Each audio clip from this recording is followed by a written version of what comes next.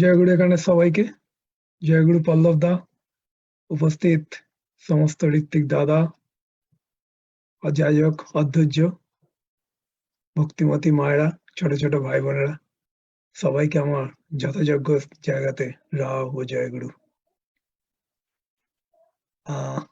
Since this is a webinar, so mostly I will speak in English. And at the beginning of the session, my respected Pallab da has given a lot of introduction about me. I really don't know whether I deserve all those nice words about me or not, but I am really glad that he has explained the meaning of my name so eloquently, and I'm really thankful for that. So today's topic, I'm going to discuss about conflict management and Sree Sree Thakur's philosophy, means in other words, how we can manage our everyday conflict as per Sree Sree Thakur's philosophy. Obviously, since it's a webinar, so I will start with my presentation. But before presentation, I'd like to say a few words about conflict. I think quite often we see conflict among ourselves, like conflict between our family members, our near and dear ones, conflict between husband, wife, boyfriend or girlfriend, conflict between the colleagues, conflict within the organization, even conflict within our, even I would say within satsang activities. But what is the reason and why we get into this sort of conflicting situation?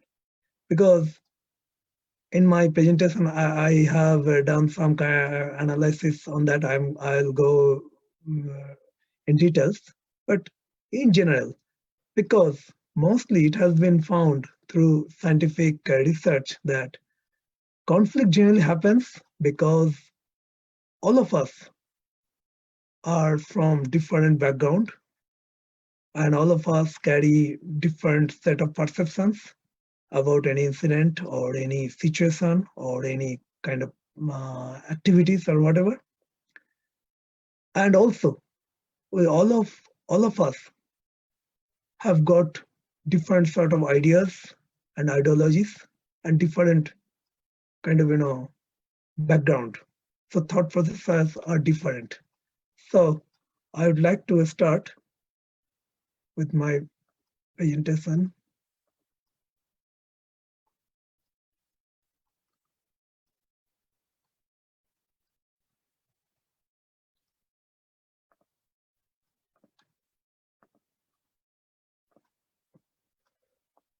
So as you all know that the main topic of this seminar is, or rather webinar, conflict management as per the philosophy of Sree Sree Thakur Anukulchandra.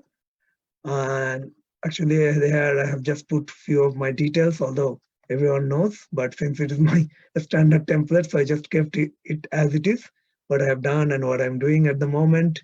And what I would like to say that whatever professionally I have achieved with the grace of Sree Sree Thakur, but I love to say that I am a servant of Sree Sree Thakur. I believe that is my biggest identity.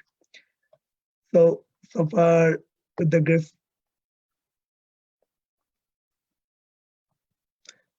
of Sree Sree Thakur, many of you know that I am based in London, and with the grace of Sree Sree Thakur, so far I got opportunity to talk about to talk on the philosophies of Sree Sree Thakur Anukulchandra in couple of renowned universities within UK as well as in Europe, notably University of Oxford, Liverpool University in Czech Republic, University of Leipzig in Germany, and City International University in Paris, BG University Amsterdam.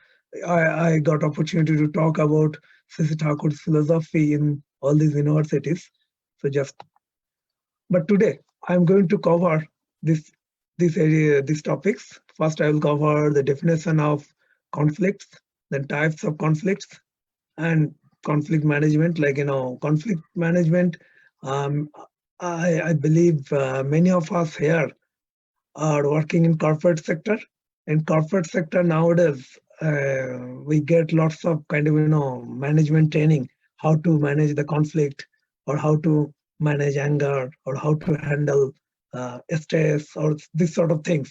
So I will cover a little bit few things, and then I will try to connect the conflict, anger, and ego as per philosophy of Sree Sree Thakur, and at the end I will connect with that. I will connect with ideal centricity. Means ideal centric life is the best and most effective way to manage any sort of conflict, whether it is an domestic conflict, national conflict, international conflict, any sort of conflict. So now the big question for today: what is conflict?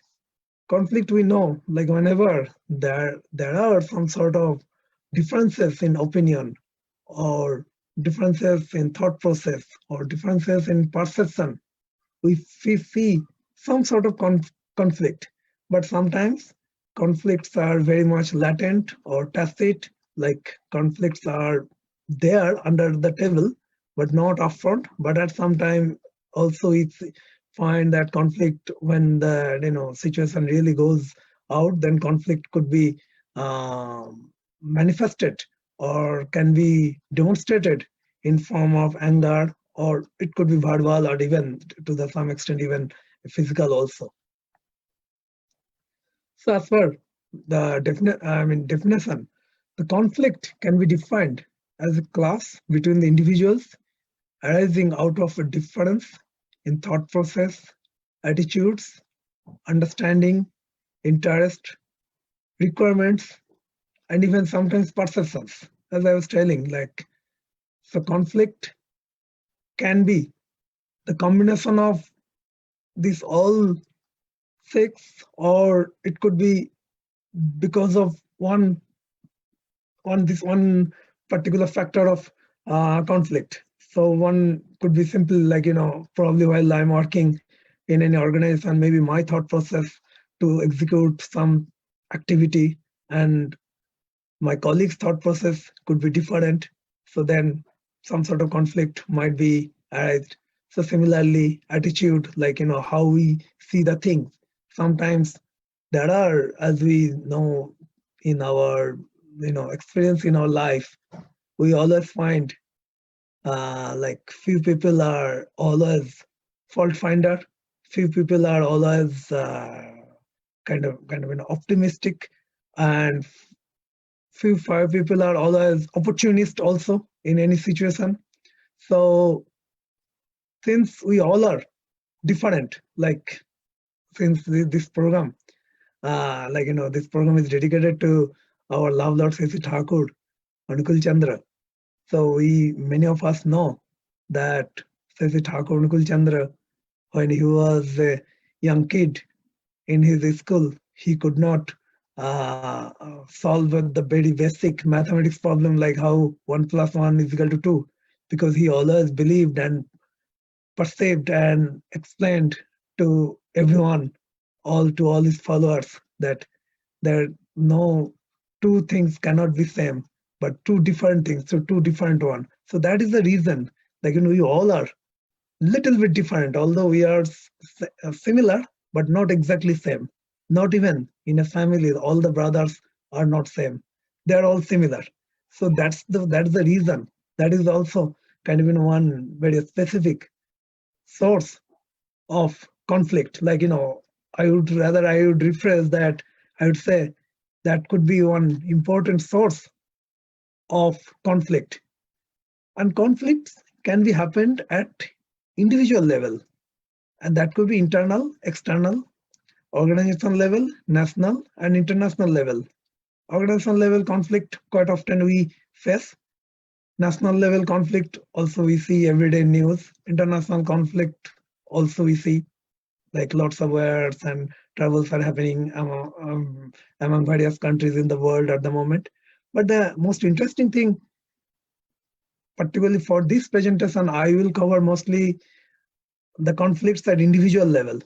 So why I mentioned individual level conflicts are two types: internal, external. Internal conflicts are very, very important. These internal conflicts, no one can See, no one can feel the manifestation of internal conflict, like who is me, while I am what I'm thinking, only I know. And quite often in our mind, we think two different things together. And we are always kind of, juggling that which decision will be good for me and which decision will be bad for me. Whether I should go for anything, whether I should go to movie or I should go for shopping, or whether I should listen to my mom or I should listen to my friend. So this type of always our internal conflicts are always there. And since this type of internal conflicts always works in our mind, quite often, like although we do have skill, experience, everything, but we sometimes we fail to take the correct decision at the right time. I'll cover all these things in subsequent slides. But largely, we see quite often we understand and perceive the conflicts are bad. But if we analyze, sometimes we find that sometimes conflicts are good. So broadly, there are two types of conflicts. First one, functional conflicts. Functional conflicts are the conflicts which support the goals of a group or organization, and also it improves its performance, is known as functional or positive conflicts. So it increases information, ideas, and creativities, encourage innovative thinking, example brainstorming, etc. So, for example, like whenever in any organization, any creative organization, if that organization management does not allow for people to give some sort of ideas, new ideas, or some good ideas, then organization cannot grow. Because if organization just works on the thought process of only single person, like the CEO or maybe senior manager, then sometimes it is not possible to grow in proper way and sustain also, particularly in difficult time. So that's why the company which needs to survive and grow for long time, they need to have this set of environment where it should encourage the innovative thinking, and employee should share their views. So share their views means in a way it will not match with his superior or his manager's view. So that means there will be conflict, but this conflict is good. But the other conflict, like dysfunctional conflicts, are which obstruct the achievement of the goals of a group or organization, is known as dysfunctional or negative conflicts. So these negative conflicts, the purpose of negative conflicts is just to maintain the conflict. It has no specific objective. Whenever we see lots of negative conflicts are happening in any organization or any system or any process or even within household, then we can surely think or we can assume that probably some difficulties are definitely coming and people are not really interested to resolve the conflict to achieve the larger goal of the organization or the family or whatever. So dysfunctional conflicts give rise to the tension, anxiety, stress, low trust. When these dysfunctional conflicts happens, then both parties don't trust each other. That happens in family, and we see nowadays lots of divorce, separation, etc. Why this is happening? Because they're both husband and wife are involved in lots of negative conflicts. And of course, if the situation is like that, then the good decision may not come. So obviously, then in chances of getting some sort of innovative ideas will be very less. So now I would like to refer a couple of messages given by our love lord Sree Sree Thakur Anukulchandra about the conflicts. What Thakur is saying It's a very interesting message. I picked this message from the message volume 9, page 27. Heading of this message is Intellect Grows Through Conflict. What Thakur is saying, intellect grows through conflict and variety. This is very much interesting.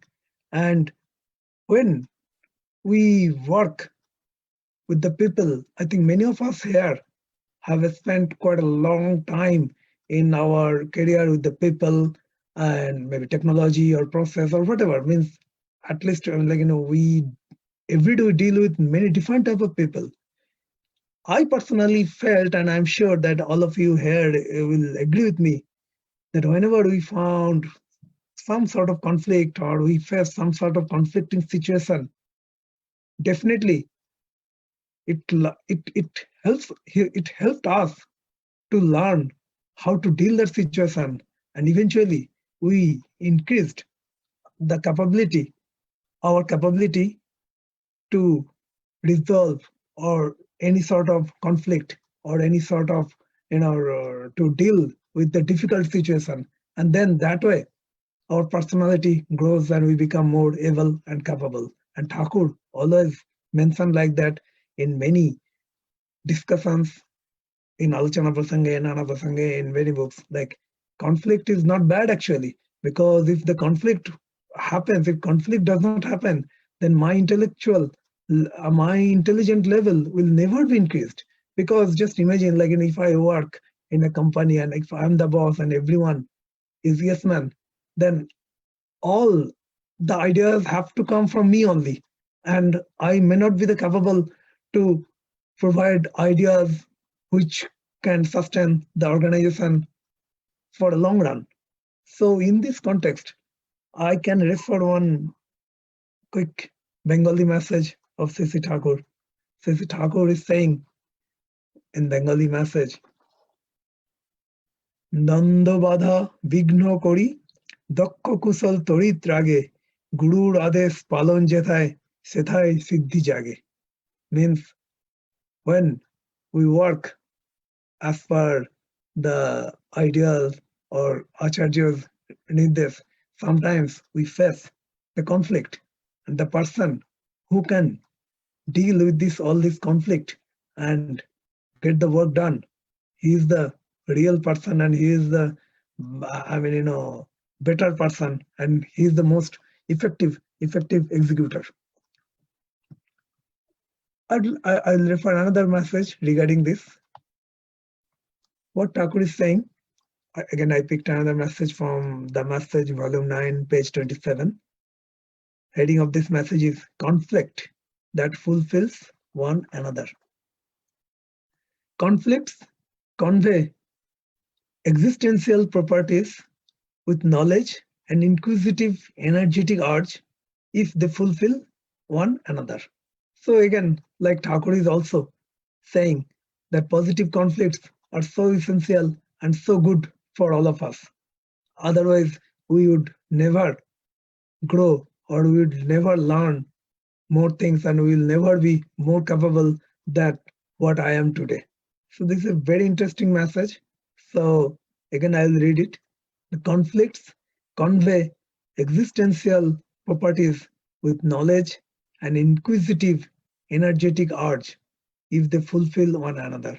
Means basically what Thakur is saying here, that if the conflicts, like for example, if it is a positive conflict, like where I work and my subordinates are giving me good ideas, so in that case, apparently that there could be conflict, because my idea and my subordinate or my peers' ideas are not matching. But that conflict will convey the existential properties with knowledge and inquisitive energetic urge. Then what will happen? If they fulfill, then that conflict will be good, and that conflict will convey the existential properties, means which will be good for our survival and growth. And also it will look for some sort of solution in inquisitive mind, and it will also acquire the knowledge, like how we can find the solution in this situation, and then eventually it will be win-win situation for both parties. Thakur is saying quite interesting message here. Don't seek yes man, as I was telling. That don't seek yes man, because seldom do they stand in periods of active need. Seek friends of understanding who know that is good or bad and act accordingly. I picked this message from Thakur's English book, The Messages, volume 5, and page number 175. See, this message is like exactly like what we are taught and we are learned in our corporate world.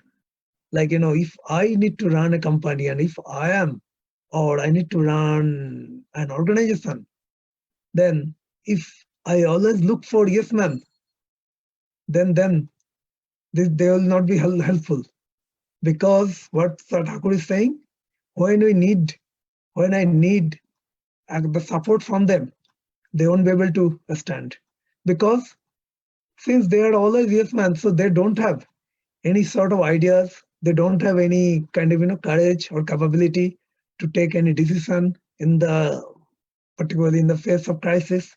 So just imagine, like if I am I am an army officer, and if, of course, in army, means giving absolute respect to the boss is essential. But still, in army, it is also taught, when you are in danger, how you need to protect yourself, or how you need to take some decision. So if everyone is yes man, just yes, they don't have any sort of capability to take any decision, don't have any capability to provide any new ideas, then how you think, how the organization will grow? Organization cannot grow. See, for example, I spent nearly 20 years in IT industry, and before that around 2 years in manufacturing industry. So total I have 22 years of corporate experience. I know here many people are there, and I can see my respected Deepak Dasda. He is also in a very senior position. He works in Ghana, and I interact with him quite often. So whenever we set a team and then we work in a corporate world, if I see that everyone is just yes, then I can't expect any sort of good outcome from the team. And I am in IT, so it is a very much innovative industry. So if when I am running a project, if I always look for the people who will always say yes, then I am sure that I'll never be able to deliver the project on time, because they are fully dependent on me and my decision only. So that means if one being human being, if one of my decision become wrong, then entire project will be collapsed. Project can't be delivered.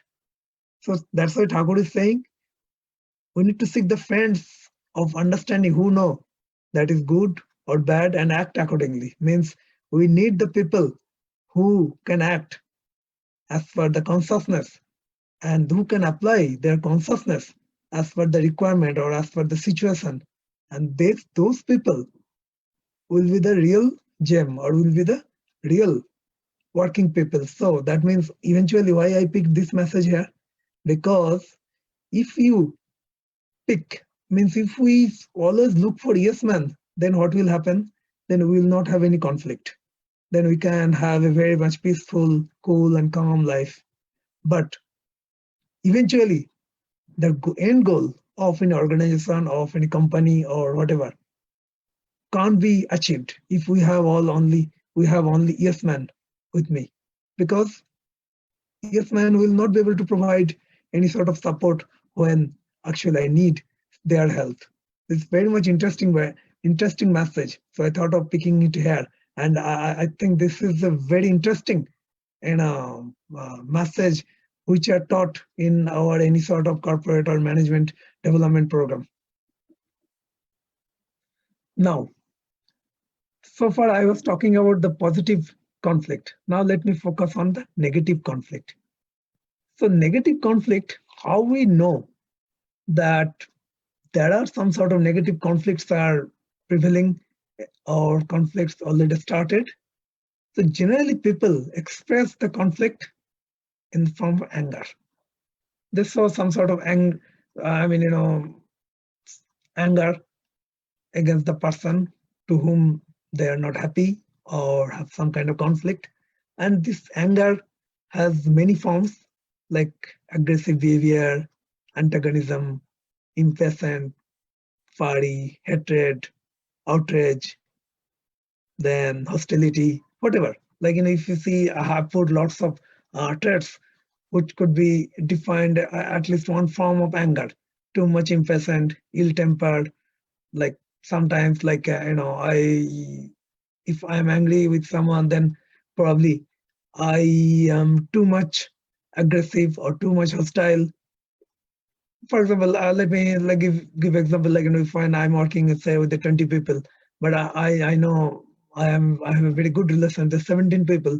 So when I'm talking with them, I am always very much polite, and I know I understand what is the situation, and for some reason I can talk and understand the issues with human touch. But if I am not that friendly to the three person, then I will always be hostile. I will be, I will show anger. I will show too much impatience, because if I get ask something to do, then if probably I know it might take 5 days to deliver, but probably I can ask quicker, because I know I don't like this guy, so I'd like to cause some sort of annoyance in his life.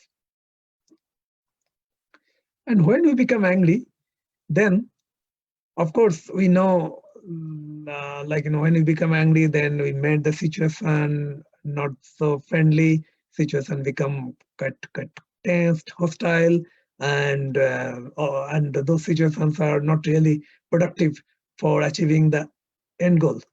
But apart from that, it gives lots of physical troubles also, like it gives headache, fatigue, heart palpitations, tightening of chest, pressure in head, pressure in sinus cavities, increased blood pressure, tingling, etc. Because when we become angry, what is anger actually? It is just another reaction within our brain or within our mind. So if we can control mind properly, then probably can control our anger and we can manage the conflict. I'll come to that point in details in next few slides. So now, thought-provoking question: how to manage the conflict, and why it is important to manage conflict? Because conflict management has become quite interesting subject that, nowadays taught and explained in corporate world. So conflict management is really important. Conflict management generally, all these social scientists, and they have come up with this model called Thomas and Killman model of conflict management. Mr. Thomas and Mr. Killman, they were two gentlemen, and they were also social scientists, and they invented this model of conflict management in year, I think, 1974. So this model has two axes. One axis is, two dimensions. When choosing a course of action in a conflicting situation. If you see in this horizontal, it is cooperativeness, and in vertical, it is assertiveness. So assertiveness is the degree to which you try to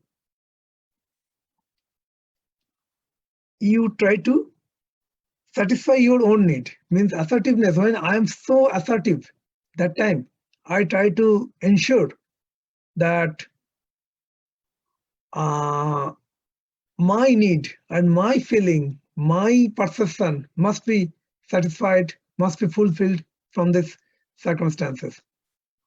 I am getting couple of hand raise. I will take all the questions once I finish my presentation. So please keep your question. I'll be very happy to answer all the questions.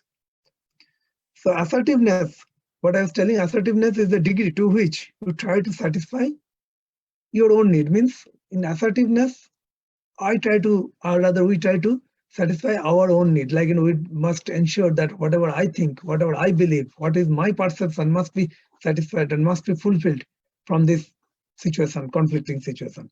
And cooperativeness is the degree to which we try to satisfy the other person's concerns. So we try to satisfy in other person's concern. So here we can see that there are total 5 different conflicting handling model. First, if you see here that at the corner, at the leftmost corner, these people, whenever we see some sort of conflict, so we always find there are few people, they are not assertive, not cooperative also. So simply they run away from the conflicting situation. So this is not much helpful, because if there are some conflict, it is always good to talk and try to resolve rather than avoiding and running away. But unfortunately, in our every situation, we find number of people are more who comes in this avoiding category. And then next one is accommodating. Accommodating means there are people who try to satisfy others' need or others' requirement or others' concern at the expense of their own. So that's the easy sign is that just holding the earth. So this is accommodating sort of people. We find many people, but again, then sometimes if this happens, then probably few ideas or few good thoughts might be lost, because they had some ideas, but since they did not like to go ahead for any sort of assertive communication, so simply those ideas are lost, and probably these people are also will not be absolutely satisfied, but they will just kind of maintain and accommodate. And then you see that leftmost but topmost competing. This assertive, too much assertive. These people, competing people, are people those who try to satisfy their own concern at the expense of everyone else's concern. Like these people are, we can say, highly egoistic person. So they always believe that whatever they think they're right, whether they're really right or wrong, without bothering that. So that's why they try to compete with each other always in that situation. And the ultimate and best situation is the collaborating, where the cooperative and assertive both are equally respected. So in this is the best and most win-win situation. But on top of that, there is a 5th category, and quite often we find this is the most kind of practical and pragmatic approach. People go for compromise. Like if I am too assertive, then I try to compromise something, and if I am too cooperative, then I also see that I must not be absolutely submissive, so that we go for some sort of 50-50 and go for compromising model. So this is the model Thomas Killman suggested, and it is quite easy to explain in boardroom. But just think, give a pause for a second, and just imagine, is it always possible to go ahead with any sort of thing?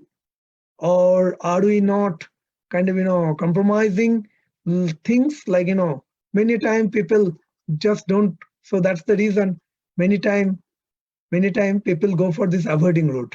Avoiding route means if I am having the conflict with my or within organization, then I try to change the project, so I try to look for a new boss or look for a new people, or altogether I would like to change the company also. So these are the things, like it is, these things are taught in the management lessons. But today we're talking about Sree Sree Thakur Anukulchandra's philosophy. So I'll come back there. What Thakur is saying and what is happening here, the main source of conflict or anger is the ego. Because Thakur has mentioned in his own handwritten book, Satyanusaran, The Pursuit of Truth, at page number 61. The obsessed ego brings forth addiction, and addiction breeds selfish interest. Selfish interest gives birth to passion, and passion is the source of anger, and anger begets violence. See, it's so well connected, and everything is so self-explanatory, and entire chain has been explained in this just one, I think, two line message, two line of messages from Satyanusaran, The Pursuit of Truth. So ultimately, what we are finding, the source of all this conflict is actually the ego.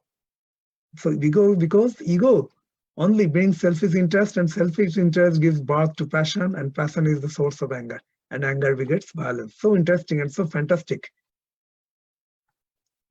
But what Thakur is saying also, the key to the handle of our ego is ideal centricity or ideal centric life. What Thakur has also mentioned in Satyanusaran, The Pursuit of Truth, page in the page 72. As long as body lasts, individually will also last. So long as modes of mind remain, the ego persists. But the more passive one can remain, placing one's pride in the ideal, the more selfless and tolerant he is.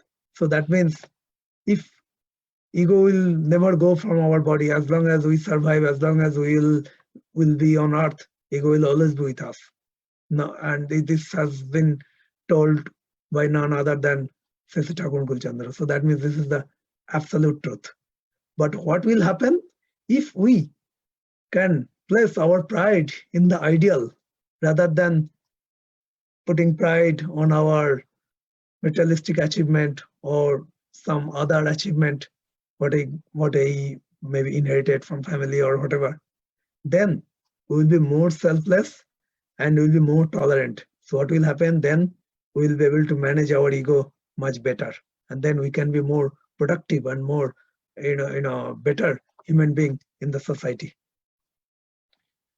So now I'm coming to the ultimate solution and ultimate objective of our life, the positive impact of ideal centricity. What Thakur is saying, as is the ideal in whom you place faith, so your nature will be formed and your vision too will be like that. So this page, if you look at the left side, I put one picture. Like when we talk about the ideal, then we think about a couple of traits. Like who will be my ideal? My ideal must be an intelligent person. He should be a strong, honest person. He should be successful in whatever field, I think, and a strong, determined, talented, with person with a high integrity in character.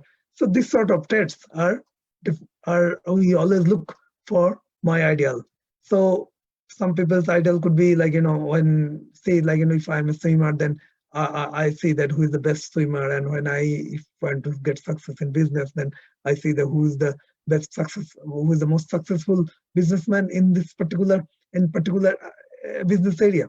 So what Thakur is saying, as is the ideal in whom you place faith, so will your nature be formed and your vision too will be like that. So if my ideal is too big and my ideal is too vast, like Sree Sree Thakur Anukulchandra, then our ideas and nature and vision will also be formed like that. Because quite often we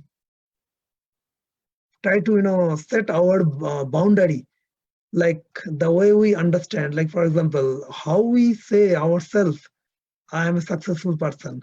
When we get a good degree or good marks in schools and good grade in university, and when we get any good job, or maybe with some sort of moderate amount, or some decent amount of money, then we call ourselves that I am successful. And current society also see that, okay, consider that you or me, you or me is a successful person.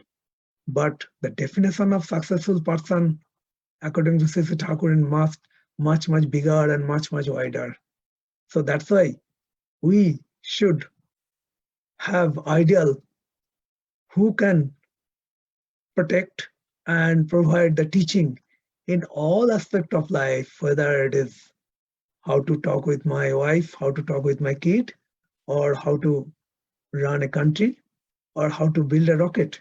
So anything under the sun, think about it. That solution can be provided by Sree Sree Thakur Anukulchandra, the prophet of our age.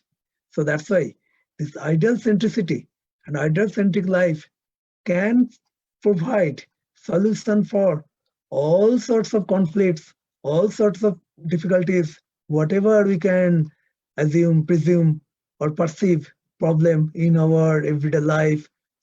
Everything can be solved when we can lead our life around the ideal. So ideal centricity or ideal centric life is the ultimate solution for achieving sustainable peace and calm in our life. Not just in my life, it will be my family as well as my next life also. So regarding this, since this particular topic is all about the conflict, so I just thought of putting another message from the message. The heading of this message is that when conflict of will is adjusted. So when the conflict of will or thoughts is duly adjusted with a meaning according to in accordance with the soul band, the love Lord, solution comes thereof there. Very interesting. So when conflict or thoughts is duly adjusted, means when our conflicts and thoughts are duly adjusted in accordance with the soul band, means love Lord or our ideal, Sree Sree Thakur Anukulchandra, then the solution comes thereof. Thereof means from there automatically. So you don't need to worry much. So this is the beauty of having this ideal centric life. So right from the beginning of this session, I was talking a lot about how the conflict arises, conflict happens, and conflict formed, or types of different type of conflicts, and how to manage those conflicts. But at the end of the session, I must say that ideal centric life or ideal centricity or ideal centric life is the best conflict management solution, because here all our ego, all our other kind of mental traits like ego, jealousy, then all these things can be adjusted automatically. So my friends, ladies and gentlemen, those who are listening this, I'd like to request, if you are already initiated in the name of Sree Sree Thakur Anukulchandra, so please understand and his message and his philosophy thoroughly, and for that we need to practice meditation thoroughly. So I'll finish my speech probably in next couple of minutes. So now I was talking about the ideal centricity, but now how we can achieve or fulfill that ideal centricity? The easiest way is meditation. This meditation process is taught during our initiation process. But satsang meditation is a very much scientific, and it is a powerful combination of focused and transcendental meditation. What happens here?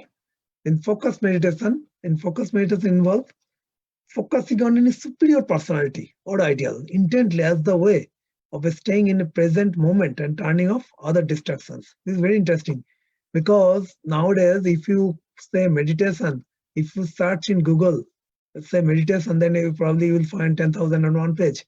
And lots of meditation courses are there, and I am in UK for now nearly 2 decades. So even meditation is very much popular among the local, British people, local European people. But what type of meditation they are doing and how they are practicing, that makes all the difference. So that's why the focused meditation, like what we do, the focusing on a superior personality intently. Otherwise, what will happen if we just imagine, if we start meditation without Thakur's meditation image, then what would happen? We just sit there and then all the thoughts, what happened in my lifetime, what happened 10 years back, 20 years back, how I talked with my friends in college, or how my teacher treated me, all these things, all this garbage will come. But there is no way to remove those garbage. But for, but the problem is that our mind is an ocean, and from this ocean we actually cannot clean the garbage. So if we just think that I'm cleaning the garbage, I'm thinking only good, it never works. So the easiest thing is that focus on the superior personality, focus on the meditation image of Sree Sree Thakur Anukulchandra. Then we can concentrate and we can protect ourselves from all sorts of distractions. And transcendental meditation involves the silent use of a specific mantra or holy name or sound in a unique way. Those who are already initiated, we all know what I mean here. But I put one interesting picture here. You can see the cognitive dynamics during focus meditation. What happens? Always, like my mind is wandering here and there, moving here and there. The moment it is focused, then mind within the brain also this particular reaction happens. So our focus is always will be there whenever we practice this focus meditation. Thakur is saying that positive impact of transcendental meditation through meditation and repetition of holy mantra, the brain cells are stimulated and gradually become more responsive. Thus, the sharpness of the senses is increased. I picked this message from Sree Sree Thakur's holy book, Satyanusaram on the Pursuit of Truth, page number 49. So what the Thakur is saying, if we practice meditation and repetition of holy mantra for quite a long time, then gradually, what happens, our sense become more responsive and sense become more sharp. And sense, increased. So in other words, the consciousness, our consciousness is being elevated. When our consciousness is being elevated, then we can control our mind, and then we can control our ego, we can control all other garbage within our mind. So eventually what I started, then conflict, then we can control the conflict also, like quite very nicely. I think controlling conflict is a quite interesting phrase I used here, or rather I should say that if I am practicing meditation in the holy name of Sree Sree Thakur Anukulchandra, the prophet of the age, then I will not arrive into the situation where conflict will arise, because all my behaviors, all my actions, all my talks, everything will be so much productive and so much inclined for the cause. Then I will never have conflict. So in the conclusion, I would like to just highlight here that all the principles of satsang prescribed ideal centricity are based on scientific and rational thoughts. It gives all emphasis on the existence and growth of human beings and others, and aims to elevate the level of consciousness. Thus, the ideal centricity can be considered an effective tool to manage and resolve conflict at any level. So with this, I finish my presentation and speech. And if you have now query, obviously depending on the organization time schedule, I can pick the queries and I can answer. At the same time, you can note down my email, WhatsApp, Twitter, and if you would like to communicate or ask anything even later, you can simply send message to me. I'll be very happy to answer all of your message, all of your queries. Jai Guru, Vande Purushottamam.